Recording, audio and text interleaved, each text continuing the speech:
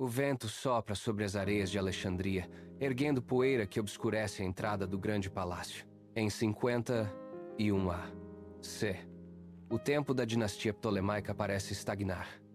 Cleópatra VII caminha pelo corredor de colunas de pedra fria.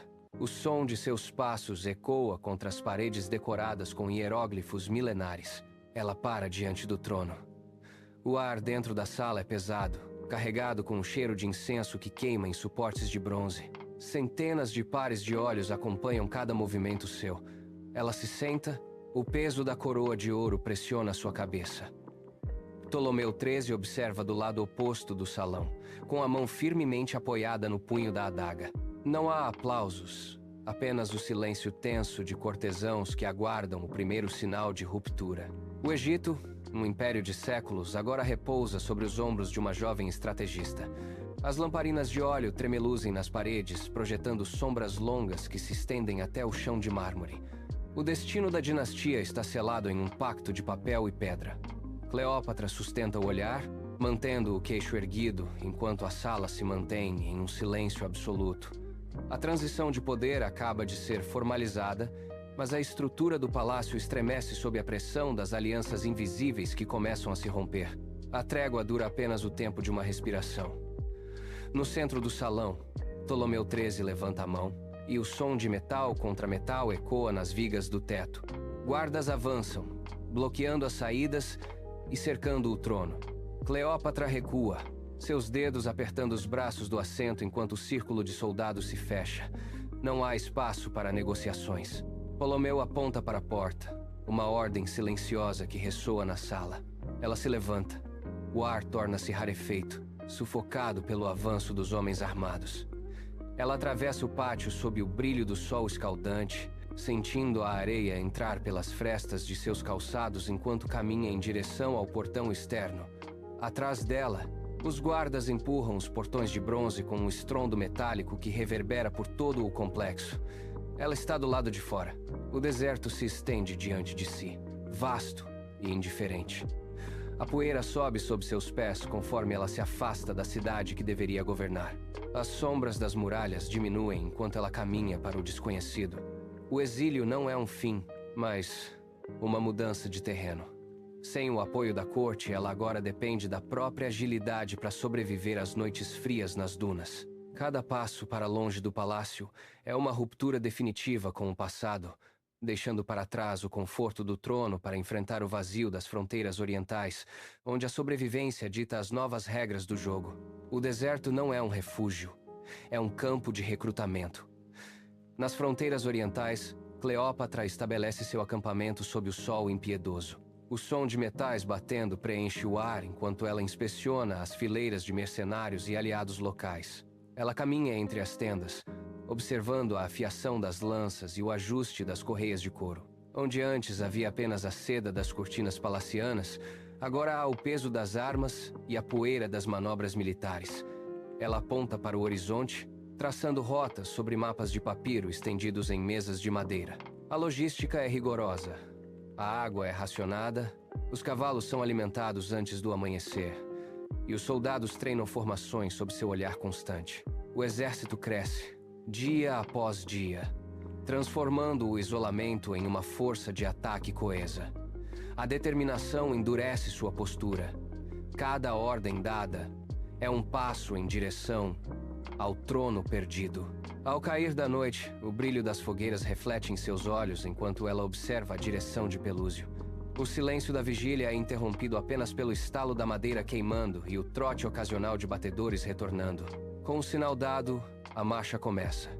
Os pés dos soldados afundam na areia, movendo-se como uma maré humana inexorável em direção às muralhas que a expulsaram. A estratégia está traçada e o exército avança, cortando o deserto com a precisão de uma lâmina, preparando o cerco que definirá o retorno da soberana ao coração do Egito. A cidade está tomada por legiões, mas o palácio é um labirinto de sombras. Cleópatra avança pelos corredores laterais, longe das patrulhas de Ptolomeu. Ela carrega apenas o necessário. Diante de um mercador de confiança, ela se encolhe. O tecido grosso e áspero de um rolo de tapete é desenrolado. Ela se posiciona no centro, O cheiro de lã e poeira invade seus sentidos enquanto as camadas são enroladas ao seu redor, apertando seu corpo contra o núcleo rígido. Ela prende a respiração. O mundo exterior torna-se um borrão de sons abafados. O tilintar de correntes, o peso de botas de couro no mármore e vozes rudes em latim. Ela sente o movimento de ser carregada. O balanço é irregular. O peso sobre os ombros dos carregadores é imenso. Ela mantém os músculos imóveis, contando os passos. O rolo é depositado no chão de pedra com um baque surdo. O silêncio que se segue é absoluto. Ela ouve o som de passos firmes que se aproximam. Uma mão toca a borda do tecido. O nó é desfeito. Ela sente o ar frio do palácio tocar sua pele enquanto o tapete é desenrolado. O rolo se abre, revelando-a exatamente onde os olhos de Júlio César a alcançam. O general romano para, a mão sobre o punho da espada, encarando a figura que surgiu do nada. O risco foi total. A audácia de sua presença corta o ar da sala, transformando o encontro em um confronto de vontades. Júlio César observa a rainha com o olhar de um general que reconhece um igual. Ele não recua. Em vez disso, aponta para uma cadeira diante da mesa de comando. O atrito das sandálias romanas contra o piso de pedra ecoa no salão. Ele desenrola um mapa do Egito, pressionando as bordas com adagas pesadas. Cleópatra inclina-se sobre a mesa, o dedo indicador traçando as linhas do delta do Nilo e as posições das guarnições de seu irmão. O silêncio é preenchido pelo som de carvão riscando o papiro. Ela aponta vulnerabilidades nas defesas de Ptolomeu, oferecendo o que Roma mais deseja: recursos, controle das rotas de grãos e legitimidade. César retira o anel de sinete do dedo, batendo-o contra a madeira com um som seco, um gesto que sela o compromisso. A tensão na sala se dissipa, substituída pela frieza do planejamento estratégico. Guardas romanos nas portas mudam a postura, deixando de vigiar uma intrusa para proteger uma aliada. O mapa revela agora uma nova configuração.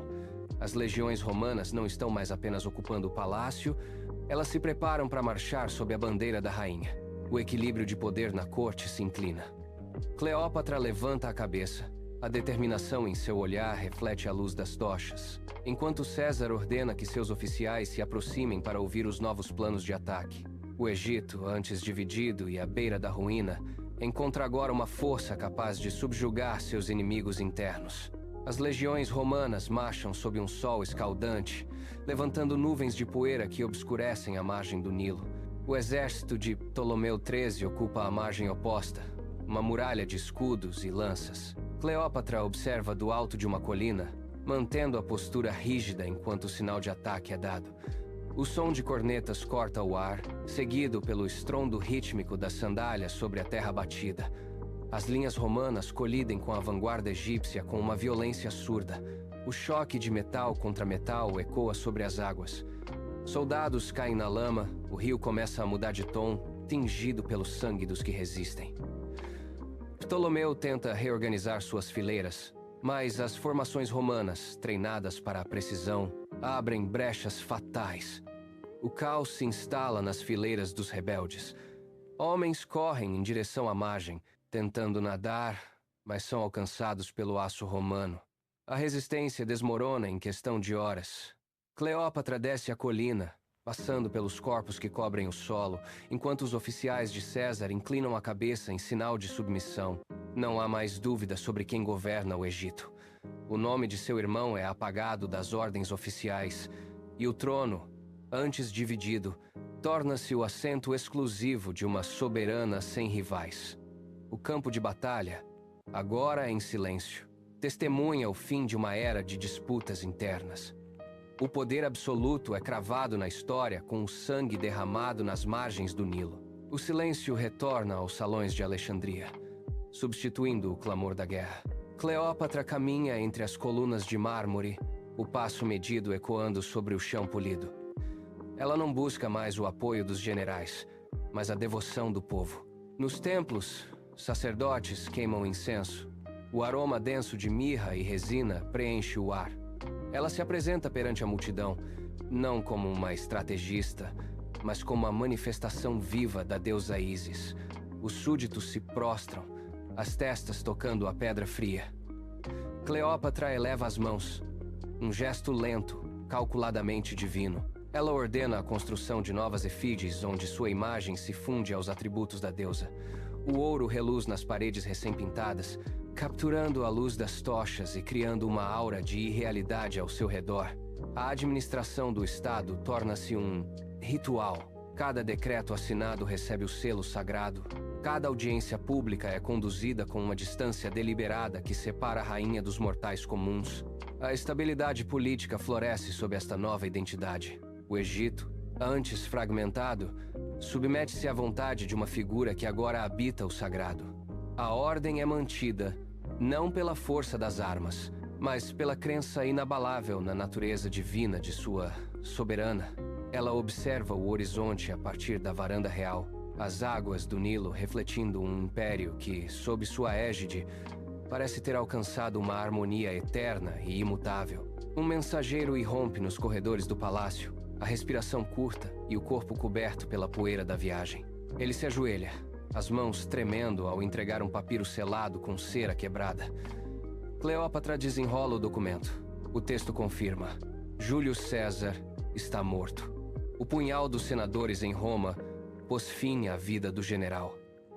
O silêncio que se segue é absoluto, interrompido apenas pelo estalar das tochas nas paredes.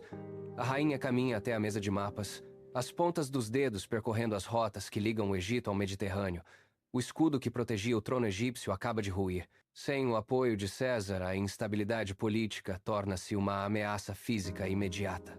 Ela convoca seus conselheiros. O tom da voz é cortante, desprovido da solenidade ritualística dos dias anteriores.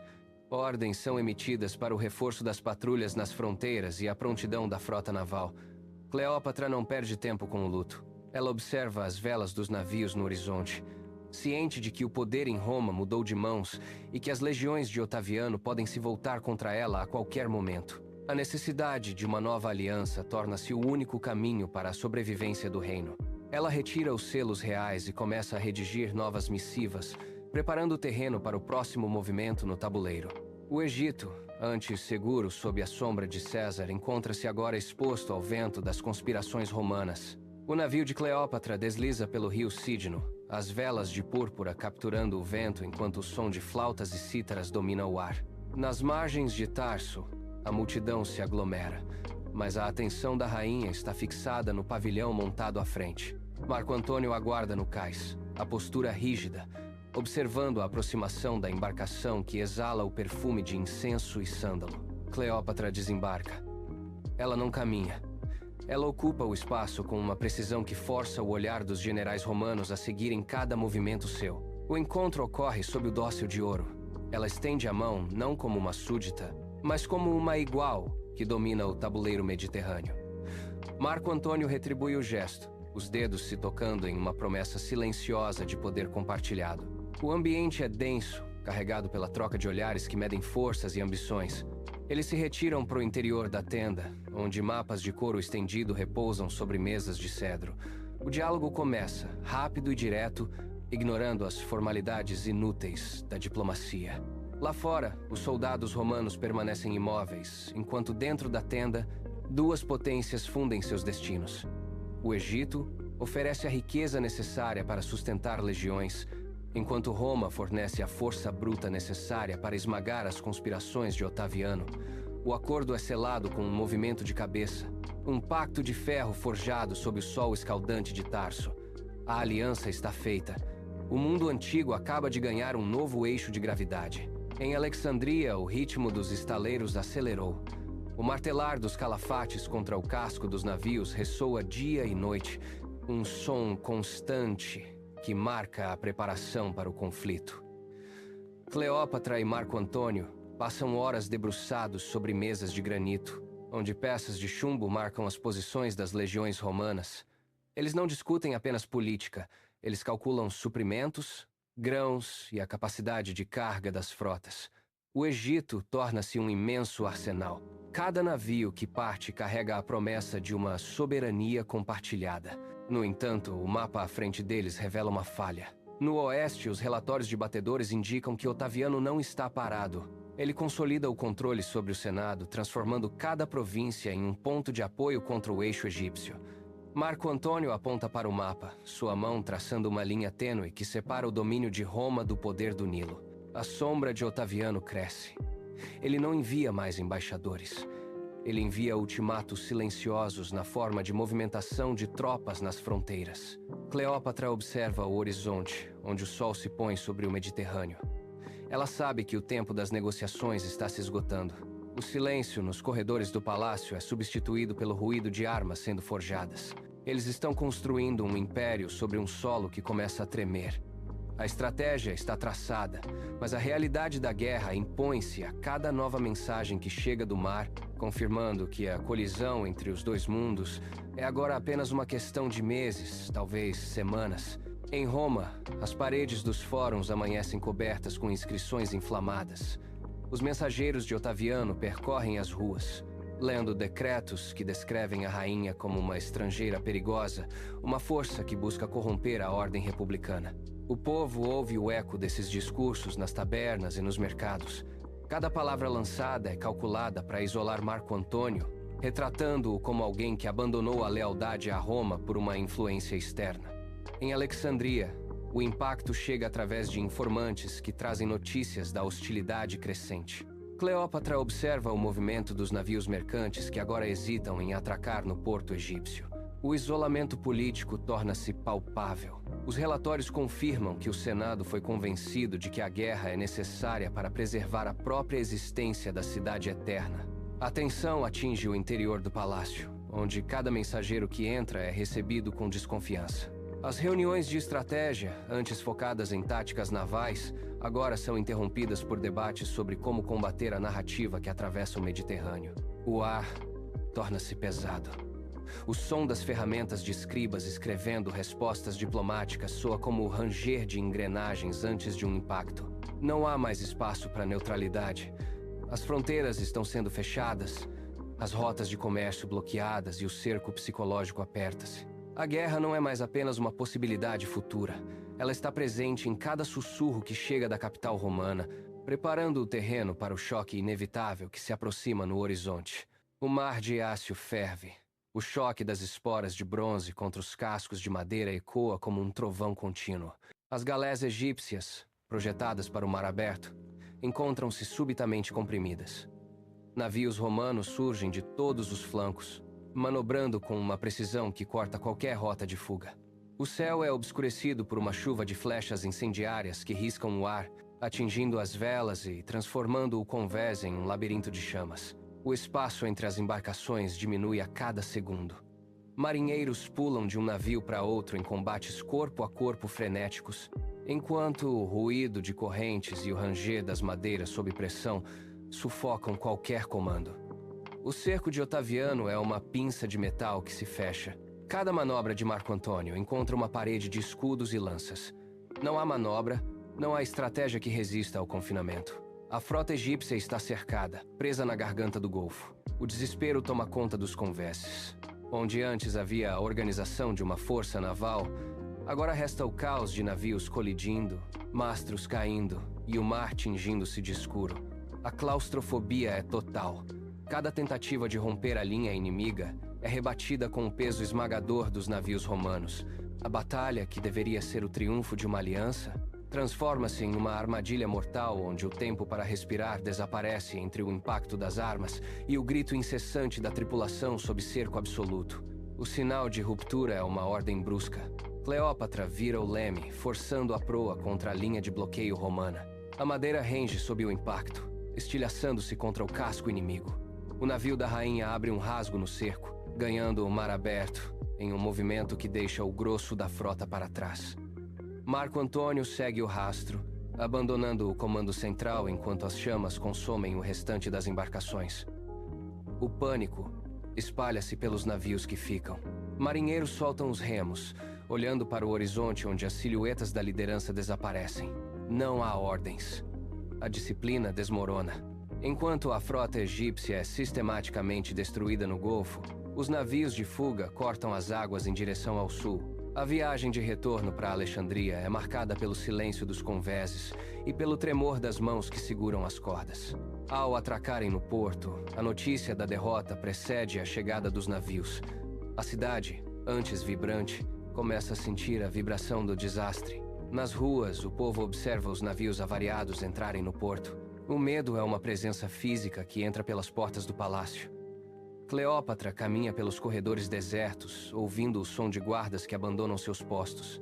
A fuga não trouxe segurança, mas apenas a certeza de que a guerra agora se move para as muralhas da própria capital. O destino do Egito encolheu-se para as fronteiras da cidade, onde o caos já começa a ditar o ritmo da vida.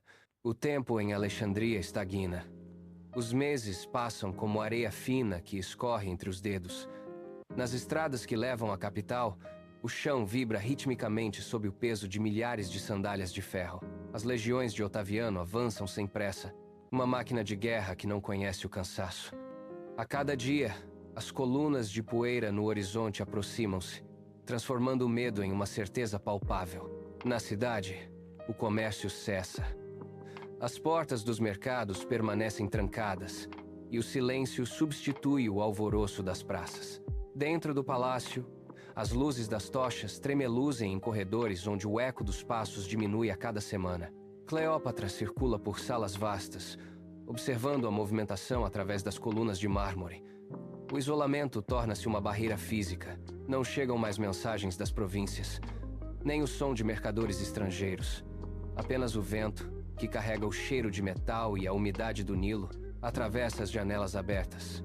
Marco Antônio inspeciona os arsenais, onde as armas enferrujam em silêncio. A rotina é quebrada apenas pelo som ocasional de mensageiros que trazem notícias de mais uma cidade caída. O cerco não é apenas militar. É a asfixia lenta de um reino que vê suas fronteiras encolherem até as muralhas de pedra. A escuridão da noite traz o som distante das fogueiras do acampamento inimigo, que rodeiam a cidade como um colar de brasas vivas. Alexandria aguarda, contida, enquanto as sombras das legiões se projetam sobre o pavimento, marcando o fim da espera e o início da invasão final. O silêncio dentro das muralhas de Alexandria é absoluto, interrompido apenas pelo estalo seco de brasas nos braseiros.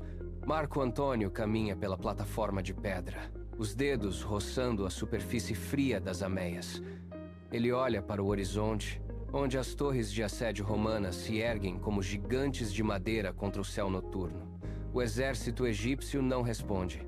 As sentinelas permanecem imóveis, com as mãos vazias, observando a aproximação das legiões que agora ocupam cada centímetro da planície. O som de correntes e rodas de ferro arrastando-se pela terra chega como um trovão abafado. No centro do salão, Cleópatra permanece diante de uma mesa de mapas. Ela não olha para o exército lá fora. Seus olhos seguem os traços de um império que se desfaz. Quando Marco Antônio entra, o eco de seus passos ressoa como uma contagem regressiva. Eles não trocam palavras. O peso do que está por vir preenche o espaço entre eles. Ele para ao lado dela, observando a posição das legiões que agora preparam os arietes contra os portões principais. A vibração do impacto começa a ser sentida no piso. A poeira cai do teto, depositando-se sobre as superfícies polidas. As tochas tremem, as chamas oscilam violentamente a cada golpe desferido contra os muros. O fim da resistência é uma contagem de batidas surdas que estremecem a estrutura do palácio. Cleópatra fecha os olhos, sentindo o tremor da pedra, enquanto o ar se torna denso com o cheiro de terra removida e a iminência da invasão total. Um mensageiro, coberto de poeira e com a túnica rasgada, colapsa diante da entrada do salão. Ele traz a notícia que o ar já carregava. A cavalaria desertou, os portões de bronze foram forçados. Marco Antônio ouve o relato sem mover um músculo. Ele caminha até o centro da sala e desamarra o cinto de couro. Seus dedos, calejados de décadas de batalhas, encontram o pomo de sua espada. O metal brilha sob a luz vacilante das tochas. Ele olha para Cleópatra uma última vez, mas não há discurso. Ele se volta para a parede, busca o ângulo e firma a ponta da lâmina contra o próprio corpo. O som da carne sendo perfurada é curto, abafado pelo vento que invade o palácio pelas janelas quebradas. Marco Antônio cai. O peso de seu corpo contra o piso de mármore ecoa como um trovão final. O sangue começa a escorrer, escuro e denso, serpenteando pelas frestas das lajes. Cleópatra observa a cena sem emitir um grito. Ela caminha até ele e toca a testa fria do general. Ali, no chão do palácio, Ela vê o fim de sua estratégia, o fim de sua aliança e a ruína definitiva de seu império. O silêncio que se segue é mais pesado do que o barulho da guerra lá fora. Ela se levanta e se afasta, deixando o corpo para trás. O Egito, como ela o conhecia, acaba de perder seu último protetor, e a rainha fica sozinha diante da sombra de Otaviano que avança pelas ruas da capital. Cleópatra atravessa os corredores vazios, ignorando o clamor das tropas romanas que invadem as alas externas do palácio. Ela entra no mausoléu e fecha a pesada porta de pedra, bloqueando o acesso com ferrolhos de bronze. O som do metal deslizando contra o suporte ecoa nas paredes altas, selando o refúgio. Lá fora, os gritos de conquista e o tilintar de armas se aproximam, mas dentro, o ar é imóvel e impregnado com o cheiro de mirra e resinas antigas. A rainha caminha até o centro da câmara. Ela não busca esconderijo, mas uma posição de controle. Senta-se em um estrado de pedra, mantendo a coluna ereta e as mãos sobre os joelhos. Seus olhos estão fixos na entrada, observando a luz que filtra pelas frestas da porta. Ela sabe que Otaviano virá buscar o troféu de sua vitória, o símbolo vivo da submissão do Egito. Cleópatra inclina a cabeça ligeiramente, ouvindo as botas de metal batendo contra o mármore do pátio externo. Cada passo dos soldados romanos é uma batida que se aproxima, mas ela não vacila. Ela ajusta a postura, endurecendo o olhar. A dignidade não reside no poder dos exércitos, mas na recusa absoluta de ser exibida como uma conquista nas ruas de Roma. Ela aguarda, com o corpo firme e a respiração controlada, pronta para transformar a derrota militar em um último ato de vontade própria diante do conquistador que se aproxima da porta selada. Dentro do mausoléu, o silêncio é absoluto. Cleópatra estende a mão até um vaso de cerâmica, escondido entre as pilhas de ouro e artefatos. Ela retira a tampa. O som da cerâmica batendo na pedra ecoa seco. De dentro do recipiente, uma serpente de escamas escuras desliza para fora, movendo-se com lentidão calculada sobre o mármore frio. A rainha observa o movimento do animal. Ela não recua. Ela aproxima o braço, expondo a pele à picada. O contato é rápido, uma pontada aguda que corta o ar parado da câmara. Ela sente o veneno percorrer suas veias. Um formigamento que sobe pelo pulso e se espalha. Seus músculos começam a perder a rigidez, e ela se deixa reclinar sobre os tesouros que a cercam. O peso do ouro e das pedras preciosas sob seu corpo é a única âncora que lhe resta. Seus olhos se mantêm abertos, fixos no teto de pedra, enquanto a respiração se torna curta e errática. Lá fora, os ferrolhos do mausoléu começam a ser forçados por machados romanos. O som do metal contra a pedra é ensurdecedor, mas ela não reage. O veneno cumpre sua função. Quando os soldados finalmente derrubam a porta e irrompem na câmara, encontram apenas o silêncio. A rainha não é mais um troféu para ser arrastado pelas ruas de Roma. Ela permanece imóvel, com a cabeça apoiada sobre o suporte de pedra, deixando para trás apenas a imagem de uma soberania que se recusa a ser subjugada. A derrota de Otaviano é total. Ele não encontrou uma prisioneira, apenas o vazio de uma vitória que lhe escapou pelas mãos. Os soldados romanos entram na câmara, mas não encontram resistência. O oficial romano caminha até o corpo e faz um sinal negativo com a mão. A ordem de captura é substituída pelo decreto de ocupação imediata. Escrivas romanos começam a inventariar o tesouro, catalogando cada peça de ouro e cada rolo de papiro. O Egito deixa de ser um reino independente. Documentos oficiais são selados com o emblema de Roma, transformando as terras férteis do Nilo em uma simples província sob o comando direto de Otaviano. Mensageiros partem em cavalos velozes, levando a notícia da queda definitiva. Nas cidades ao longo do rio, as bandeiras dos faraós são arriadas e substituídas pelos estandartes romanos. O tráfego de navios no Nilo diminui. As grandes construções param. Um silêncio pesado desce sobre as margens do rio que antes pulsavam com a vida da corte egípcia. As engrenagens da administração romana começam a girar, substituindo séculos de tradição faraônica por uma nova burocracia imperial.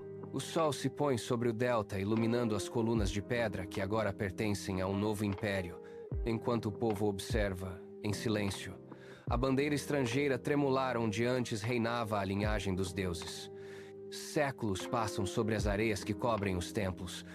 O vento sopra, desgastando o calcário, mas as inscrições permanecem. Em paredes de templos esquecidos, o nome de Cleópatra sobrevive, entalhado profundamente na rocha. Arqueólogos escavam camadas de terra e encontram fragmentos de papiros onde seu selo ainda é visível, desafiando a tentativa de apagamento promovida por seus inimigos.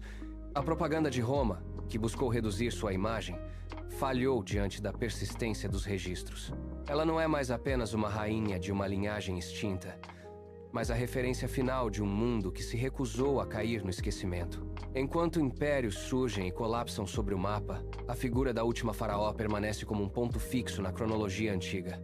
Ela atravessa o tempo como um eco constante. O Nilo continua seu curso, mas a história que ele carrega guarda o nome dela como um selo indestrutível. Ela permanece, inabalável na memória coletiva, a mulher que forçou o tabuleiro da política mundial a girar ao redor de suas decisões até o último instante. O tempo, que tudo consome, não conseguiu apagar a marca de quem, por décadas, governou o destino de um império contra a maré do mundo romano.